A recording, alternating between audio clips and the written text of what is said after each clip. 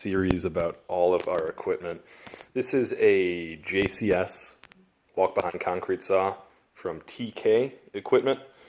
It weighs in at 264 pounds. It has a 14 to 18 inch blade capacity. What that means for you guys is you're going to get anywhere from a 4 5/8 depth cut to 6 5/8 with that 18 inch blade.